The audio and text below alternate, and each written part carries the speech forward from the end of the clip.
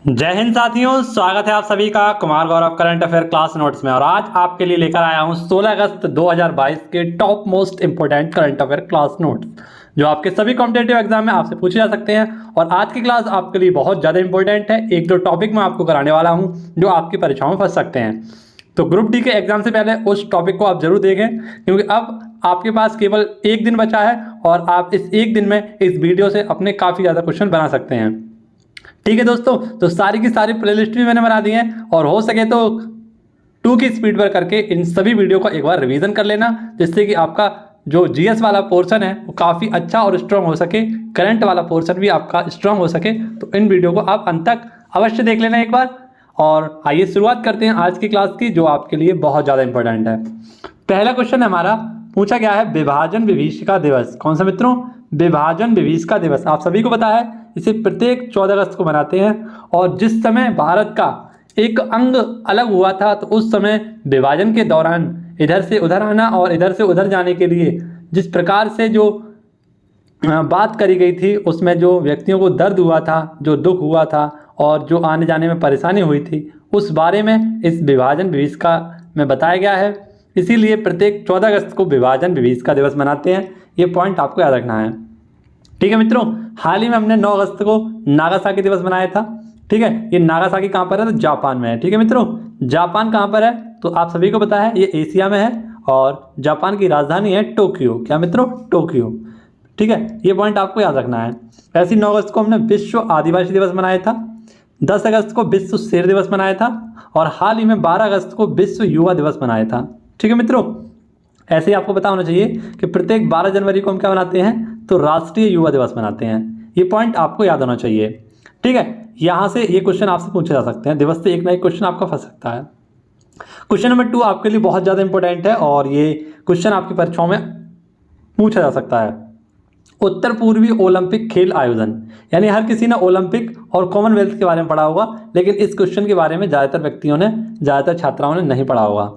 तो सभी छात्र इस क्वेश्चन को एक बार जरूर देख लें। उत्तर पूर्व ओलंपिक खेलों का आयोजन ये कब किया जाएगा? तो इसका ये सेकंड संस्करण है और इसका आयोजन 30 अक्टूबर से 6 नवंबर 2022 के मध्य होने वाला है। कहाँ पर होगा? तो शिलोंग यानी कि मेघालय में इसका आयोजन होने वाला है। ठीक है मित्रों, इसमें 18 खेल शामिल हैं। इसका जो पहला संस्करण हुआ था वो मणिपुर में हुआ था, तब इसमें 12 खेल शामिल थे।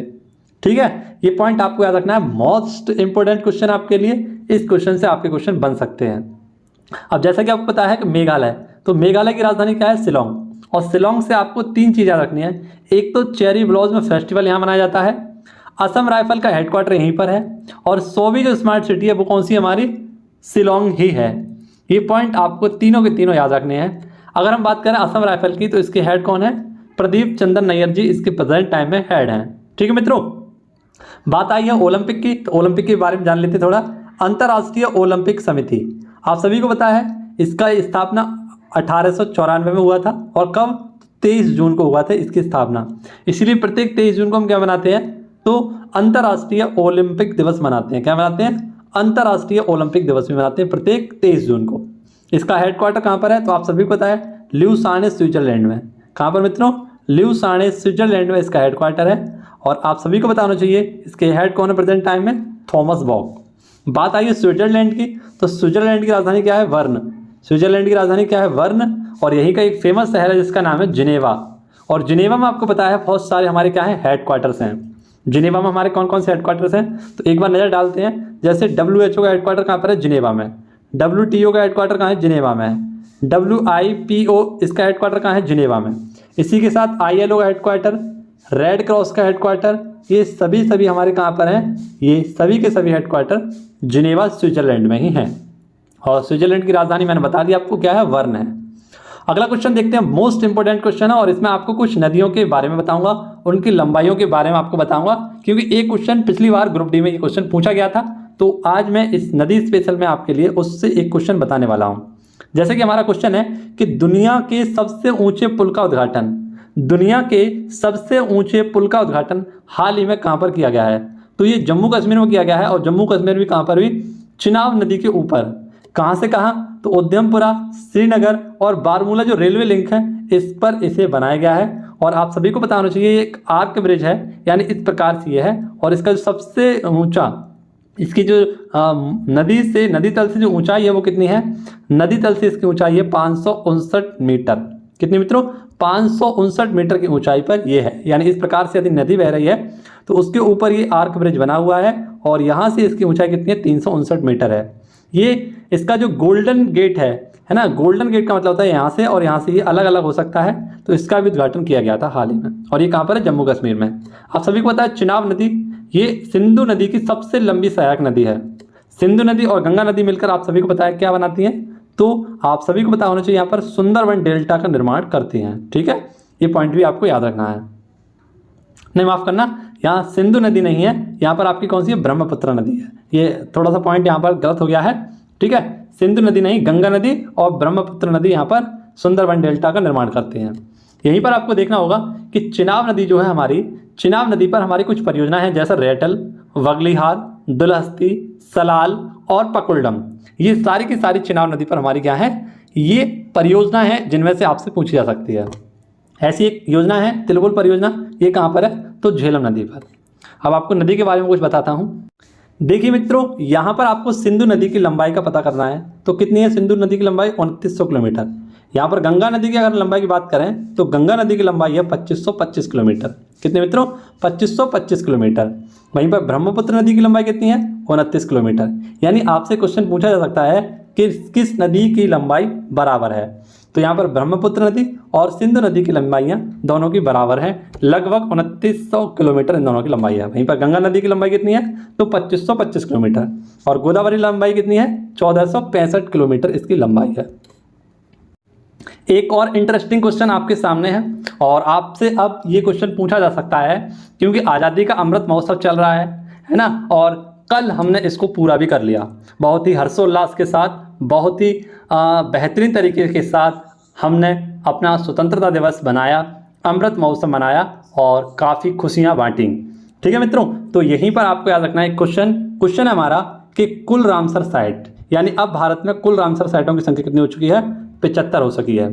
जैसा कि आपको पता है इसकी संख्या कितनी थी? 49 थी। जुलाई में इसकी संख्याओं में 5 की वृद्धि की गई और इसके बाद अगस्त में इसमें 10 रामसर साइट और जोड़ी गई। ठीक है, और पुनः से कल इसमें 11 रामसर साइट और जोड़ी गई हैं। तो कुल मिलाकर अब भारत में टोटल जो हमारी रामसर साइट हो चुकी हैं वो कितनी हो चुकी हैं? 75। ये पॉइंट आपको यहाँ पर याद रखना होगा। हाल ही में इसके जो हीराकुंड एक रिजर्व है, ये कहाँ पर है? उड़ीसा में है। हीराकुंड नाम का एक पुल भी है, आपको पता है। हमारा जो बांधवी है ये कहाँ पर है? तो महानदी पर है ये, और ये उड़ीसा भुवनेश्वर में ही पड़ता है। ठीक है, ये पॉइंट आपको याद रखना है। उड़ीसा की राजधानी क्या है? तो उड़ीसा की राजधानी भुवनेश्वर, और भुवनेश्वर हमारी पहली स्मार्ट सिटी है। क्या है मित्रों? फर्स्ट स्मार्ट सिटी क्या है हमारी? भुवनेश्वर है।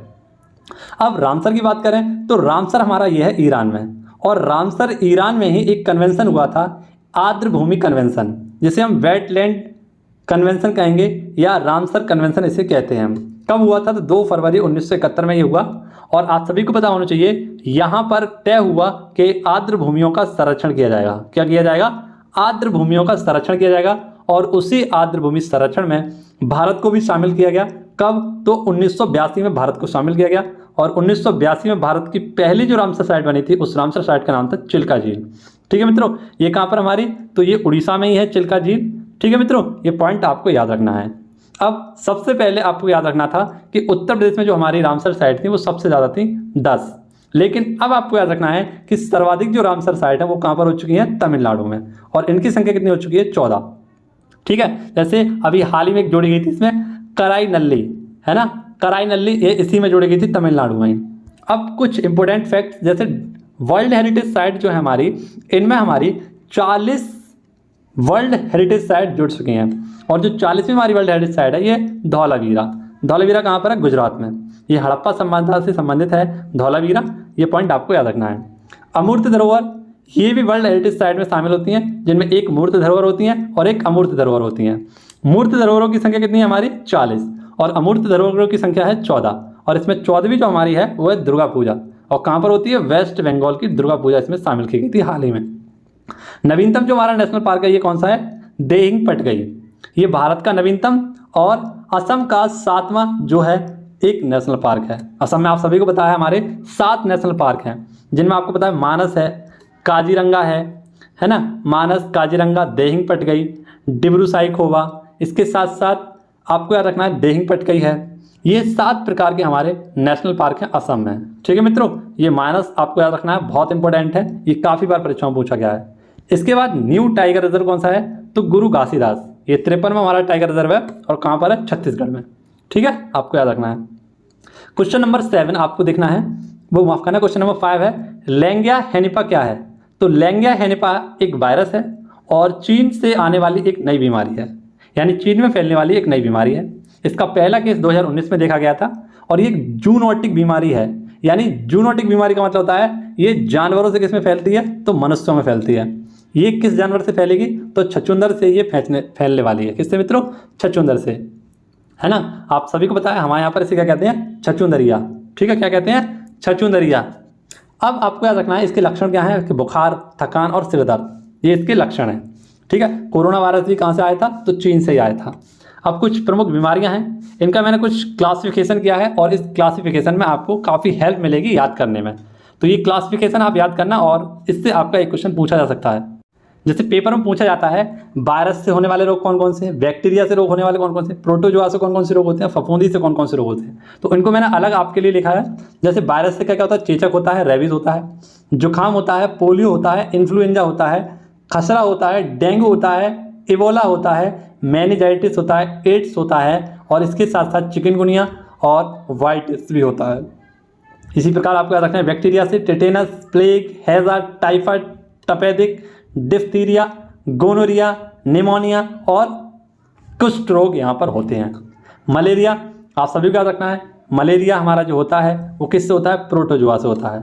पायरिया किससे होता है, प्रोटोजोआ से होता है। सोने की बीमारी प्रोटोजोआ के कारण होती है। पेसिज ये प्रोटोजोआ के कारण। कालाजार प्रोटोजोआ। जबकि फफूंदी से होने वाले रोग गंजापन है, एथलीट है, दमा है, दाद है, खुजली है, ये सब किससे होते हैं, तो हमारे फफूंदी से होने वाले रोग हैं। ठीक है, यानी फंगस रोग हैं ये। अगला क्वेश्चन है आपके सामने, बहुत इंपॉर्टेंट क्वेश्चन है, राकेश झुनझुनवाला। तो राकेश झुनझुनवाला आप सभी लोग जानते होंगे, अगर आप भी स्टॉक मार्केट में अपना कुछ पैसा लगाते हैं, इन्वेस्ट करते हैं, तो राकेश झुनझुनवाला का नाम आप सभी ने सुना होगा। और राकेश झुनझुनवाला ये भारत के वॉरेन बफेट कहलाते हैं। ये बुल मार्केट के राजा हैं। क्या है मित्रों, बुल मार्केट के राजा हैं, है ना। आशावादी थे ये काफ़ी, इसीलिए इन्हें बुल मार्केट का राजा कहा जाता है। और ये इन्वेस्ट करते थे जितने भी हमारे स्टॉक एक्सचेंज हैं इनमें, है ना। और ये काफ़ी पैसे वाले व्यक्ति थे और ये काफ़ी ज़्यादा यहाँ पर पैसे लगाकर इनमें अपना प्रॉफिट कमाते थे। तो हम कह सकते हैं साफ साफ ये एक कारोबारी थे, है ना, एक इन्वेस्टर थे। अब हाल ही में इन्होंने आकांक्षा एयरलाइंस की भी शुरुआत की थी, लेकिन हाल ही में इनका क्या हो गया, निधन हो गया है। अब कुछ इंडेक्स हैं जिन्हें आपको याद करने हैं, जैसे कि बॉम्बे स्टॉक एक्सचेंज, इसका जो इंडेक्स है वो क्या है, सेंसेक्स। ऐसे ही नेशनल स्टॉक एक्सचेंज, इसका सेंसेक्स, इसका इंडेक्स क्या है, निफ्टी। जापान स्टॉक एक्सचेंज, इसका क्या है, निक्की। जबकि न्यूयॉर्क स्टॉक एक्सचेंज का क्या है, डी जोन्स। ठीक है मित्रों, ये पॉइंट आपको याद रखना है। एक नया क्वेश्चन आपके सामने मैंने रखा है कि जो हमारा न्यूयॉर्क स्टॉक एक्सचेंज है इसका नाम क्या है, डी जोन्स। जबकि जापान स्टॉक एक्सचेंज का नाम क्या है, निक्की। ठीक है, निक्की, निफ्टी और सेंसेक्स, ये चारों नाम आपको याद रखने हैं, काफ़ी ज़्यादा इंपॉर्टेंट है। अगला क्वेश्चन, क्वेश्चन नंबर 7 आपके लिए है और मोस्ट इंपॉर्टेंट क्वेश्चन आप सभी की परीक्षाओं के लिए। ऐसे क्वेश्चन आपसे पूछे जा सकते हैं और कुछ भारत के बारे में भी आपको जानकारी दूंगा।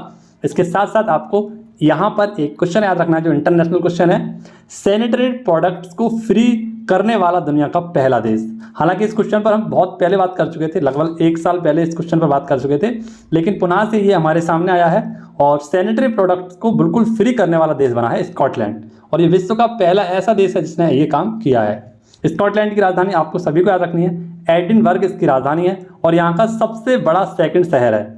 आप सभी को याद रखना है जो यहाँ का पहला शहर है सबसे बड़ा, वो कौन सा है, ग्लासगो। ग्लासगो में आपको पता है क्या हुआ था, COP26। ठीक है, ये पॉइंट आपका रखना है, ये कहाँ पर है, स्कॉटलैंड में ही है, यानी यूरोप महाद्वीप में ही है। ऐसे ही आपको याद रखना है कि सैनिटरी पैड की अगर बात आई है तो इसको बिल्कुल फ्री करने वाला पहला देश कौन सा है, तो ये है स्कॉटलैंड। लेकिन उसके बाद अपना भारत में अगर हम बात करें तो सैनिटरी पैड को मुफ्त बनाने वाला पहला गांव कौन सा था, ये कुबलंगी। कौन सा मित्रों, कुबलंगी, और ये हमारा था केरल में। जबकि अम्मा योजना ये हाल ही में स्टार्ट की गई थी। यहाँ पर क्लास 6 से क्लास 12 तक की जितनी भी हमारी बहनें हैं, छात्राएं हैं, उन सभी को यहाँ पर मुफ्त सैनिटरी पैड उपलब्ध कराए गए थे अम्मा योजना के तहत। और ये कहाँ पर स्टार्ट की गई थी, सिक्किम में। ऐसी त्रिपुरा सरकार ने एक योजना चलाई थी माई पैड माई राइट योजना, और ये माई पैड योजना के तहत भी यहाँ पर जो महिलाएं और छात्राएं थी उनको मुफ्त सैनिटरी पैड उपलब्ध कराए गए थे त्रिपुरा सरकार के द्वारा। त्रिपुरा के आप सभी को बताया हाल ही में नए मुख्यमंत्री बने हैं डॉक्टर मानिक साह। कौन है मित्रों? डॉक्टर मानिक साह। ठीक है मित्रों, ये पॉइंट आपको याद रखना है। जबकि सिक्किम के आपको पता है कौन है, तो सिक्किम के मुख्यमंत्री हैं, यहाँ पर इनका नाम आपको याद रखना है जयराम थंगा। सिक्किम के हैं प्रेम सिंह तवांग। जयराम थंगा जो है वो हमारे मिजोरम के हैं। ठीक है, और केरल के मुख्यमंत्री आप सभी को पता है कौन है, तो केरल के मुख्यमंत्री हैं पिनरई विजयन। ठीक है, ये पॉइंट आपको क्लियर होने चाहिए, एक एक पॉइंट आपको याद होना चाहिए।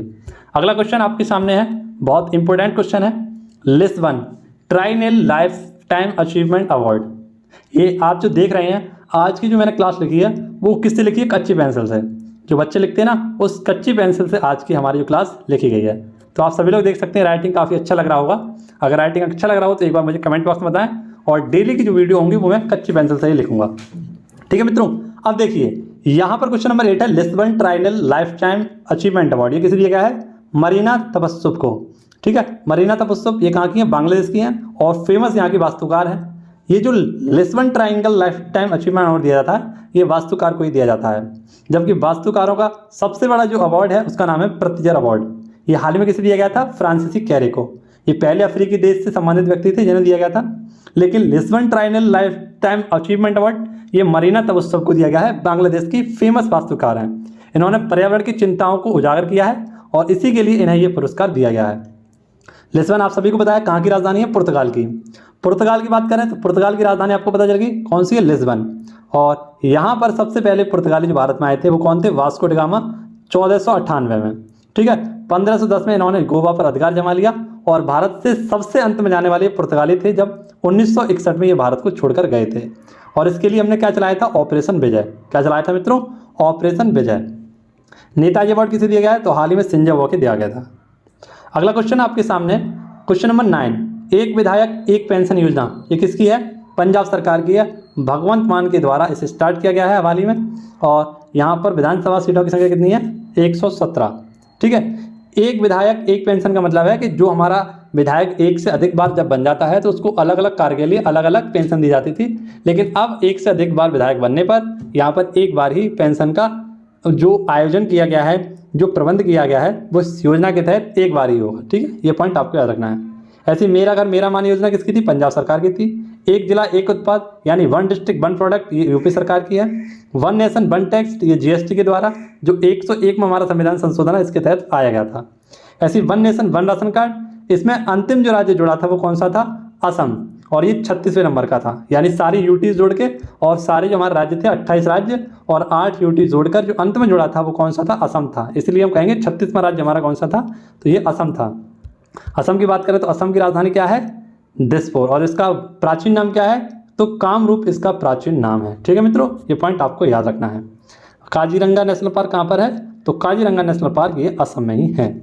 ठीक है, ये पॉइंट आपको याद रखना है। Question number 10, Commonwealth facing championship. तो आप सभी को पता है कॉमनवेल्थ फेसिंग चैंपियनशिप इसका आयोजन 2022 में हुआ है, और इसमें भारत की तरफ से 2018 में भी, माफ करना 2019 में भी और 2022 में भी गोल्ड मेडल किसने जीता था? तो भवानी देवी। और आपको पता है टोक्यो ओलंपिक में क्वालिफाई करने वाली जो फेसिंग गेम से करने वाली पहली महिला थी ये भी भवानी देवी थी। इसलिए तमिलनाडु की हैं ये, और हाल ही में इन्होंने कॉमनवेल्थ फेसिंग चैंपियनशिप में 2022 में इन्होंने गोल्ड मेडल जीता है। फेसिंग का मतलब होता है तलवारबाजी, है ना? तलवार की तरह एक पतला सा हमारा वो होता है भाला टाइप, उससे लड़ाई होती है और इसी का नाम है फेसिंग। मीराबाई चानू आप सभी को पता है कॉमनवेल्थ गेम्स में इन्होंने क्या किया था? भारत को पहला स्वर्ण पदक जिताया था। इसी के साथ साथ टोक्यो ओलंपिक में इन्होंने पहला सिल्वर मेडल भी जिताया था, भारत को पहला मेडल जिताया था। अगला क्वेश्चन आपके सामने, एसबीआई द्वारा बांग्लादेश में भारतीय वीजा केंद्र खोलने की, बीज मत करना इसे, वीजा है ये, वीजा। ठीक है, पासपोर्ट वीजा वाला वीजा है ये, और एसबीआई के द्वारा इसे क्या किया गया था? बांग्लादेश में भारतीय वीजा केंद्र खोला गया है। एसबीआई की बात करें तो आप सभी को पता है इसकी स्थापना 1 जुलाई 1955 को की गई थी। इसका राष्ट्रीयकरण किया गया था 1 जुलाई 1955 को, और प्रेजेंट टाइम इसके हेड कौन है? दिनेश खारा। कौन है मित्रों? दिनेश खारा इसके हेड हैं। तो ये आज की हमारी क्लास थी, आपके सामने मैंने रखी। आशा करता हूँ आपको पूरी क्लास समझ में आई होगी, अच्छी लगी होगी। और अगर वीडियो जरा सी भी अच्छी लगी हो तो वीडियो को एक बार लाइक कर लेना, और चैनल को अभी तक सब्सक्राइब नहीं किया हो, भरोसा जमा नहीं हो तो मत करना, और भरोसा जम गया हो तो एक बार चैनल को सब्सक्राइब कर लेना। इसी के साथ आपसे मुलाकात होगी अगली वीडियो में। धन्यवाद, तब तक के लिए घर पर रहें, सुरक्षित रहें। जय हिंद, जय भारत, वंदे मातरम, भारत माता की।